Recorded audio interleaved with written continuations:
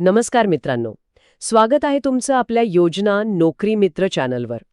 इथे आम्ही तुम्हाला सरकारच्या नवीन योजना, सबसिडी, लोन आणि व्यवसायाच्या संधींबद्दल सोप्या भाषेत माहिती देतो. जर तुम्हाला अशाच उपयुक्त माहितीचा फायदा घ्यायचा असेल तर आत्ताच आपल्या चॅनलला सबस्क्राईब करा आणि बेल आयकॉन दाबायला विसरू नका, जेणेकरून प्रत्येक नवीन व्हिडिओची अपडेट तुम्हाला सर्वात आधी मिळेल. हो, अगदी. आणि माहिती असणं हाच खऱ्या विकासाचा पाया आहे. अगदी बरोबर. कारण सहसा जेव्हा सरकारी योजना किंवा धोरणांचा विषय निघतो ना, तेव्हा आपल्या डोळ्यासमोर पहिलं चित्र काय येतं? लाल फितीचा कारभार आणि जाडजूड फायली. हो, आणि क्लिष्ट अटी, कार्यालयाबाहेर रांगेत उभे असलेले कंटाळलेले लोक. एखादी योजना समजून घेणं म्हणजे अक्षरशः एखादा कुठं प्रश्न सोडवण्यासारखं वाटतं मला तरी. खरंय, अनेकदा असं होतं की धोरणे आणि योजना अतिशय उत्तम असतात, त्यावर सरकारचं करोडो रुपयांचं बजेटही असतं, पण ती माहिती लोकांपर्यंत पोहोचतच नाही. अगदी बरोबर, केवळ योग्य आणि साध्या भाषेतील माहितीच्या अभावामुळे त्या योजना खऱ्या लाभार्थ्यांपर्यंत पोहोचत नाहीत. त्यामुळे ही दरी कमी करणे हे अत्यंत महत्त्वाचं काम आहे. आणि म्हणूनच याच साध्या सोप्या केलेल्या माहितीच्या आधारे आज आपण एका अशा विषयावर सखोल चर्चा करणार आहोत, जो कागदावरच्या योजनांना प्रत्यक्ष जमिनीवर उतरवतो. आज आपण महिला आर्थिक विकास महामंडळ, ज्याला आपण माविम म्हणून ओळखतो, या संस्थेच्या कामाचे आणि तिच्या व्यापक परिसंस्थेचं विश्लेषण करणार आहोत. म्हणजे महिला आर्थिक विकास महामंडळ? बरोबर. हे फक्त काही नियम किंवा फायदे वाचून दाखवणे नाहीये, तर एका विशाल यंत्रणेने ग्रामीण अर्थव्यवस्थेला कशी नवी गती दिली आहे ते आपल्याला आज समजून घ्यायचं आहे. नक्कीच. तर मला सांगा, या संस्थेचा पसारा म्हणजे याची नेमकी सुरुवात कुठून झाली? कारण एवढी मोठी यंत्रणा काही एका रात्रीत उभी राहत नाही. नाही, अजिबात नाही. मॅवेमची पाळेमुळे बरीच खोल आहेत.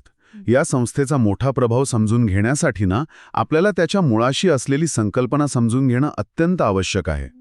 खरं तर 24 फेब्रुवारी 1975 रोजी या संस्थेची स्थापना झाली. बापरे, 1975? हो, म्हणजे जवळपास 5 दशकांचा हा प्रवास आहे. म्हणजे ज्या काळात ग्रामीण भागात महिलांच्या आर्थिक स्वातंत्र्याबद्दल फारशी उघड चर्चाही होत नसेल, त्या काळात ही सुरुवात झाली होती.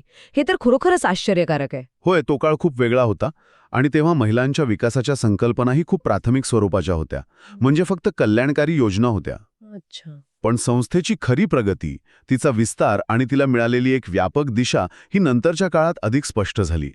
विशेषतः 2003 सालापासून. 2003 मध्ये असं काय झालं? 2003 मध्ये राज्य शासनाने एका अत्यंत महत्त्वाच्या निर्णयाद्वारे मॅविमला महिला सक्षमीकरणासाठी राज्याची नोडल एजन्सी म्हणून घोषित केले. एक मिनिट. नोडल एजन्सी म्हणजे थोडक्यात सांगायचं तर राज्याच्या महिला विकास धोरणांचे मुख्य सुकाणू मॅविमच्या हाती देण्यात आले. अगदी अचूक. याचा अर्थ असा की राज्यात महिलांच्या आर्थिक विकासासाठी आणि त्यांच्या सबलीकरणासाठी जे काही मुख्य काम होईल त्याचे नेतृत्व आणि अंमलबजावणी मॅविम करेल. ओके. ही एक प्रचंड मोठी आणि आव्हानात्मक जबाबदारी होती. आणि या जबाबदारीला पेलण्यासाठी त्यांनी जो मार्ग निवडला, जो त्यांचा सर्वात मोठा आधारस्तंभ ठरला, तो आहे बचत गट, ज्याला आपण सेल्फ हेल्प ग्रुप किंवा SHG म्हणतो. बरोबर. हीच या संपूर्ण चळवळीची मुख्य ताकद आहे. एका गटात साधारणतः 10 ते 20 महिला असतात आणि आज घडीला महाराष्ट्रात 20 लाखांहून अधिक महिला या गटांमध्ये सहभागी आहेत. 20 लाख महिला? बापरे, हा आकडा खरोखरच थक्क करणारा आहे. एवढ्या मोठ्या संख्येने महिला एका छत्राखाली येणं आणि आर्थिक व्यवहार करणं ही काही साधी गोष्ट नाही. अजिबात नाही. हे एक मोठं नेटवर्क आहे. मला हे बचत गटांचं मॉडेल एका फायनान्शियल फिटनेस क्लबसारखे वाटते. फायनान्शियल फिटनेस क्लब हा दृष्टिकोन रंजक आहे. तुम्ही याला फिटनेस क्लबशी कसं जोडताय? हे बघा, समजा एखाद्याने ठरवलंय की मला रोज सकाळी एकट्याने उठून व्यायाम करायचा आहे. 2-4 दिवस तो उत्साहाने करेल, पण नंतर कंटाळा येतो, उत्साह मावळतो. पण जर तोच माणूस एका फिटनेस क्लबमध्ये गेला, जिथे 10-15 लोक एकत्र येऊन व्यायाम करत आहेत, तेव्हा तिथे एक प्रकारची शिस्त येते. हो, एक रिदम तयार होतो. बरोबर. एकमेकांकडून सतत प्रोत्साहन मिळतं.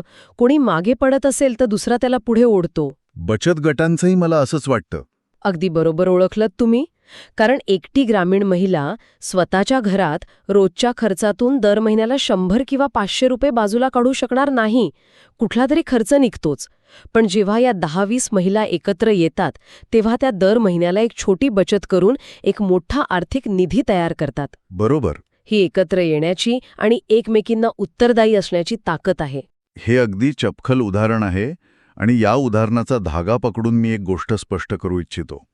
विश्लेषणात्मक दृष्टिकोनातून पाहिलं तर या फायनान्शियल फिटनेस क्लबचं मुख्य उद्दिष्ट केवळ पैसे वाचवणे एवढंच नाही, मग अजून काय आहे? तर महिलांमध्ये आर्थिक शिस्त निर्माण करणे हा त्यामागचा खरा हेतू आहे. पैशांचं नियोजन कसं करायचे, हिशोब कसा ठेवायचा आणि बँकेचे व्यवहार कसे चालतात याची व्यावहारिक समज निर्माण करणे. पण इथे ना मला एक शंका येते. बोला. समजा 20 महिला एका खोलीत बसल्या आहेत आणि त्या स्वतःचे कष्टाचे पैसे एकत्र जमा करत आहेत. आता जिथे पैशाचा संबंध येतो तिथे वाद होण्याची शक्यता सर्वात जास्त असते. स्वाभाविक आहे. मग कोणी पैसे वेळेवर दिले नाहीत किंवा कोणी कर्जाची परतफेड केली नाही तर हा गट कोसळणार नाही का? हा धोका माविम कसा हाताळते? हा अत्यंत तार्किक प्रश्न आहे आणि इथेच मालीमचे प्रशिक्षक किंवा आपण तुमच्या भाषेत म्हणूया फिटनेस ट्रेनर्स महत्वाची भूमिका बजावतात. अच्छा, म्हणजे त्यांना ट्रेनिंग दिलं जातं. हो. गट स्थापन झाल्यानंतर पहिले काही महिने त्यांना फक्त आणि फक्त बचत आणि नियमित बैठका यावर लक्ष केंद्रित करायला लावले जाते. त्यांच्यात कडक नियम तयार केले जातात. म्हणजे नोंदवही कशी लिहायची वगैरे? अगदी. नोंदवही कशी लिहायची, व्याज कसे आकारायचे याचे रीतसर प्रशिक्षण दिले जाते. आणि सर्वात महत्त्वाचं म्हणजे जेव्हा एखादी महिला गटातून कर्ज घेते तेव्हा ती बँकेकडून नाही तर तिच्या शेजारी बसलेल्या इतर 19 महिलांच्या पैशातून कर्ज घेत असते. हां, म्हणजे तिथे आपलेपणाची भावना असते. हो. आणि तिथे एक सकारात्मक सामाजिक दबाव असतो ज्याला आपण पॉझिटिव्ह पियर प्रेशर म्हणतो. आपण आपल्या मैत्रिणींचे पैसे बुडवू शकत नाही ही भावना तिथे काम करते. हे खूपच भारी आहे. आणि याच शिस्तीमुळे या गटांची कर्ज परतफेडीची टक्केवारी 98 ते 99% घरात असते. 98 ते 99%? काय सांगता? होय, जी अनेक बड्या कॉर्पोरेट कंपन्यांपेक्षाही चांगली आहे. खरंच हे थक्क करणार आहे. म्हणजे एक प्रकारे त्या नकळतपणे बँकिंगचे आणि क्रेडिट मॅनेजमेंटचे प्राथमिक धडे गिरवत असतात. नक्कीच. पण तरीही माझ्या मनात एक दुसरा प्रश्न येतो. समजा गट तयार झाला, पैसेही जमा झाले, आर्थिक शिस्तही आली आणि एखाद्या महिलेला व्यवसाय सुरू करण्यासाठी त्यातून 50,000 रुपयांचे कर्जही मिळाले. पण फक्त कर्ज देणं पुरेसे असते का? नाही, मुळीच नाही. कारण व्यवसाय कसा करायचा हे जर माहीतच नसेल तर कर्ज बुडण्याची शक्यता असते. आजकाल अनेक मायक्रो फायनान्स कंपन्या आणि बँकाही गावोगावी जाऊन कर्ज वाटत आहेत. मग बँका आणि मावेम यांच्यात नेमका काय फरक आहे? इथेच या संपूर्ण मॉडेलचा सर्वात महत्त्वाचा टप्पा सुरू होतो. मावेम फक्त एक बँक किंवा केवळ कर्ज देणारी संस्था म्हणून काम करत नाही. मग बँक्स तुम्हाला कर्ज देतील आणि तुमच्या हफ्त्यांची वाट पाहतील. पण मावेम ही एक संपूर्ण परिसंस्था आहे, एक इकोसिस्टम आहे. तुम्ही म्हणताय ते बरोबर आहे की फक्त पैसे देऊन गरिबी हटत नाही. त्यासाठी कौशल्य लागतं. अगदी. म्हणूनच मावेमने अनेक उपक्रम सुरू केले आहेत. उदाहरणार्थ तेजस्विनी कार्यक्रम आणि उपजीविका कार्यक्रम. अच्छा, हे कार्यक्रम केवळ पैसापुरते मर्यादित नाहीत का? नाही. मग ते नेमकी काय करतात? थोडे सविस्तर सांगाल का? नक्कीच. उपजीविका कार्यक्रमाअंतर्गत शेती, पशुपालन जसे की डेअरी आणि विविध लघु उद्योगांसाठी तांत्रिक आणि व्यावसायिक मदत दिली जाते. म्हणजे ट्रेनिंग दिलं जातं. हो. जर एखाद्या महिलेला डेअरी व्यवसाय सुरू करायचा असेल तर माविम तिला फक्त गाय किंवा म्हैस विकत घेण्यासाठी कर्ज देऊन मोकळं होत नाही. मग आणखी काय मदत करतात? तिला जनावरांची काळजी कशी घ्यायची, आधुनिक पद्धतीने चारा कसा द्यायचा, दुधाचं उत्पादन कसं वाढवायचं आणि सर्वात महत्त्वाचं म्हणजे त्या दुधाची साठवण आणि विक्री कशी करायची याचं रीतसर कौशल्य विकास प्रशिक्षण दिलं जातं. अरे वा! म्हणजे हा फक्त पैशांचा व्यवहार नाही तर एक प्रकारचं बिझनेस इन्क्युबेशन आहे. अगदी बरोबर, बिझनेस इन्क्युबेशन. आणि या इन्क्युबेशनसाठी त्यांनी CMRCची स्थापना केली आहे. CMRC म्हणजे काय? Community managed resource centre. अच्छा, हे CMRC प्रत्यक्षात कसं दिसतं? म्हणजे हे एखादं टिपिकल सरकारी ऑफिस असतं का जिथे साहेब लोक बसून मार्गदर्शन करतात? नाही, तिथेच तर खरी गंमत आहे. नावावर लक्ष द्या, कम्युनिटी मॅनेज्ड. हे केंद्र त्या महिला स्वतः चालवतात. खरंच? हो. हे एक असे संसाधन केंद्र असते जिथे परिसरातील अनेक बचत गटांच्या प्रतिनिधी एकत्र येतात. तिथे त्यांना त्यांच्या व्यवसायातील अडचणींवर उपाय मिळतात, कायदेशीर सल्ले मिळतात. म्हणजे एकमेकींना मदत करतात त्या. हो, नवीन सरकारी योजनांची माहिती मिळते. हे एक हक्काचं व्यासपीठ असतं जे त्यांच्यातल्याच अनुभवी महिलांकडून चालवलं जातं. हे खूपच भारी आहे. म्हणजे बाहेरून कोणीतरी येऊन ज्ञान पाजळण्यापेक्षा त्यांच्यातलीच एक सक्षम महिला त्यांना मार्गदर्शन करते, याचा प्रभाव खूप जास्त पडत असेल. होय. आणि या परिसंस्थेचा आणखी एक अत्यंत कळीचा भाग आहे, जो म्हणजे मार्केटिंग सपोर्ट. हो, तो तर सर्वात महत्वाचा भाग आहे. अगदी. एखादे उत्पादन तयार करणे सोपे असू शकते, पण ते विकणार कुठे? हा गावाकडच्या छोट्या व्यावसायिकांसमोरचा सर्वात मोठा प्रश्न असतो. अगदी बरोबर. MAVM या महिलांनी तयार केलेल्या उत्पादनांना थेट बाजारपेठ मिळवून देण्यासाठी मदत करते, ज्याला आपण मार्केट लिंक म्हणतो. पण हे कसं काम करतं?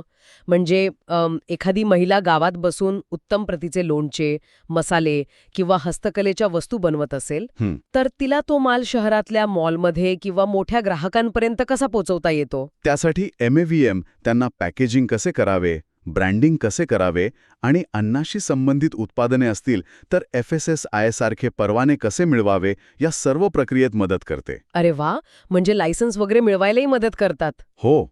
शिवाय अनेक प्रदर्शने भरवली जातात, मोठ्या कंपनींशी करार केले जातात, जेणेकरून या उत्पादनांना हमखास ग्राहक मिळतील. उत्पादन बनवण्यापासून ते बाजारात विकण्यापर्यंतची ही एक अखंड साखळी MAVM तयार करते. हे सगळं ऐकायला खरंच खूप आदर्श आणि परिपूर्ण वाटतं. पण आपण थोडे वास्तवाच्या जमिनीवर येऊया. बरं.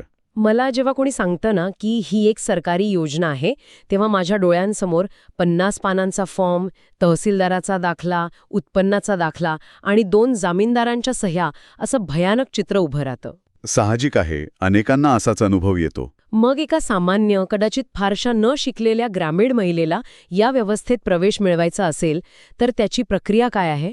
तुमचा हा संशय अगदी नैसर्गिक आहे, कारण लाल फितीच्या कारभाराचा अनुभव अनेकांना असतो. पण या विशिष्ट योजनेचं यश तिच्या साधेपणात आहे. तिची पात्रता अतिशय सोपी ठेवली आहे. ती काय आहे?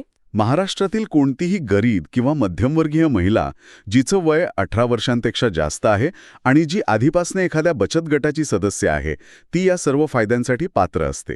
आणि कागदपत्रांची यादी? तिथेच तर खरी गोम असतं ना? तिथेच तुम्हाला सुखद धक्का बसेल.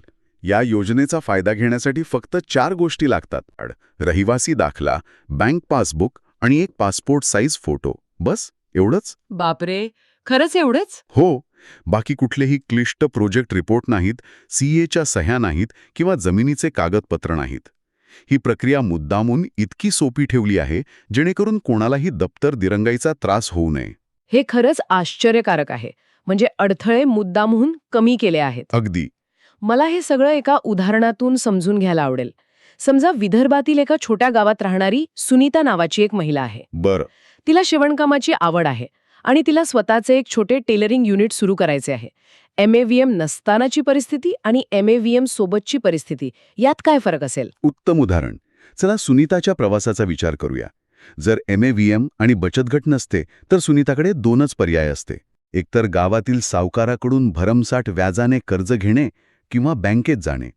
बँकेत गेली असती तर बँक व्यवस्थापनाने तिला तारण काय आहे, बिझनेस प्लॅन काय आहे, असे प्रश्न विचारले असते. आणि तिच्याकडे तर तारण ठेवायला काहीच नसतं. बरोबर.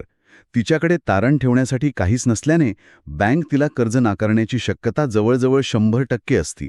परिणामी तिचे स्वप्न तिथेच संपले असते. आणि आता माविमच्या परिसंस्थेत सुनीताचा प्रवास कसा असेल? आता चित्र पूर्णपणे वेगळे असेल. सुनीता आधी तिच्या गावातील एका बचत गटात सामील होईल. तिथे ती इतर 19 महिलांसोबत दर महिन्याला 100 किंवा 200 रुपये जमा करायला सुरुवात करेल. 6 महिने ती नियमित बचत करेल, ज्यामुळे तिची पत निर्माण होईल, ज्याला आपण क्रेडिट वर्दिनेस म्हणतो. मग तिला शिवणयंत्र घेण्यासाठी कदाचित 3000 रुपयांची गरज असेल.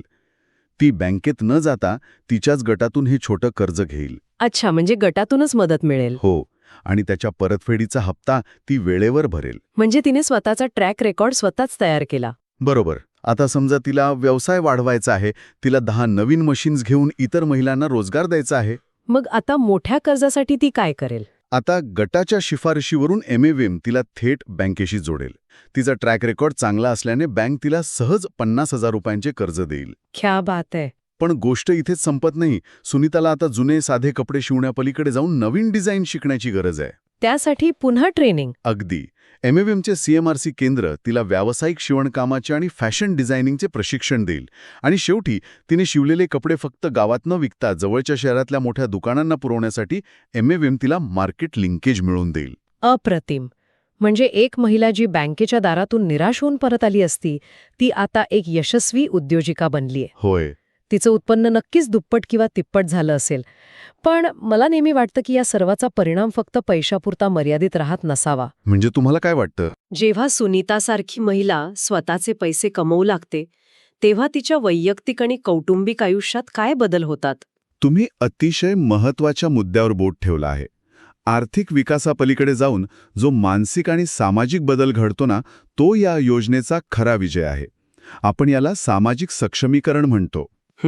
जेव्हा सुनीता स्वतः पैसे कमवू लागते, तिच्या बँक खात्यात तिचे स्वतःचे पैसे जमा होतात, तेव्हा तिचा केवळ स्वतःच्या क्षमतेवरचा आत्मविश्वास वाढत नाही, तर त्याहीपेक्षा महत्त्वाचे म्हणजे कुटुंबातील तिची निर्णय घेण्याची क्षमता लक्षणीयरित्या वाढते. निर्णय घेण्याची क्षमता म्हणजे घरात तिचा आवाज जास्त ऐकला जातो? अगदी तसंच. पूर्वी घरात कुठली मोठी वस्तू घ्यायची हे फक्त घरातील पुरुष करवत असत. पण आता सुनीता स्वतः पैशांची भर घालत असल्याने टीव्ही घेण्यापासून ते ट्रॅक्टर घेण्यापर्यंतच्या निर्णयात तिचे मत महत्त्वाचे ठरते. हे खूप मोठं परिवर्तन आहे. आणि सर्वात मोठा बदल दिसतो तो मुलांच्या आणि विशेषतः मुलींच्या शिक्षणाच्या बाबतीत. कसं काय? आर्थिकदृष्ट्या स्वतंत्र झालेली आई आपल्या मुलींना उच्च शिक्षण देण्यासाठी ठामपणे उभी राहते.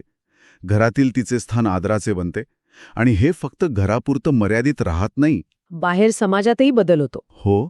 अशा महिला ग्रामपंचायतीच्या कारभारात, गावाच्या राजकारणात आणि विकासाच्या प्रश्नांवर आत्मविश्वासाने बोलू लागतात. हे खरे महिला सक्षमीकरण आहे.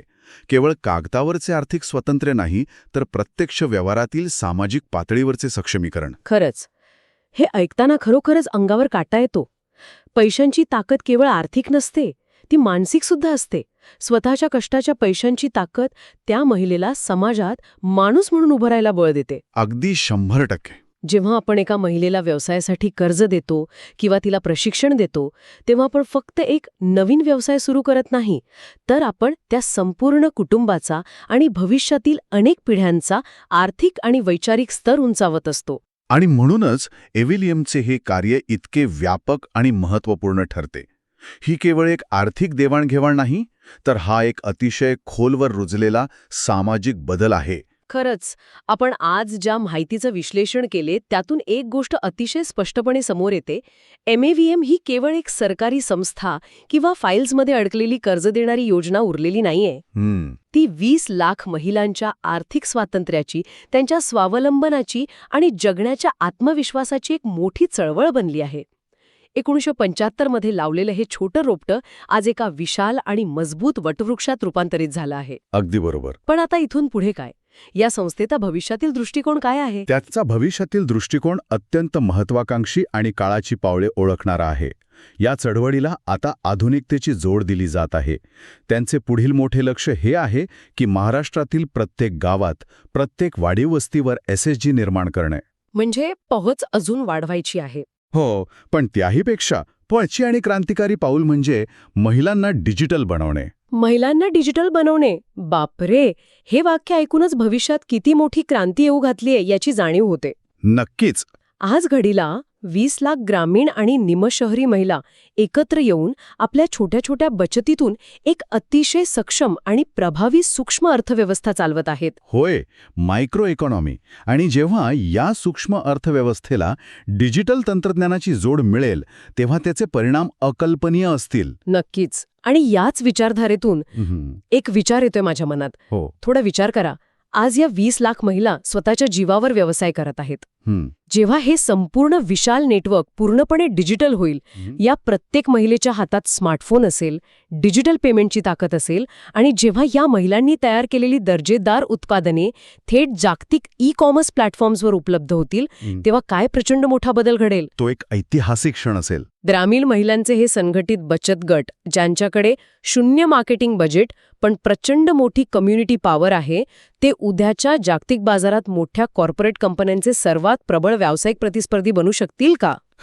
हा, खरोखरच खूप सखोल विचार करायला लावणारा प्रश्न आहे. जागतिकीकरणाच्या या युगात तळागाळातील ही संघटित ताकद काय चमत्कार करू शकते हे पाहणे औत्सुक्याचे ठरेल. अगदी 100%. ही चळवळ भविष्यात कुठले नवे शिखर गाठते हे पाहणं खूपच रंजक ठरणार आहे.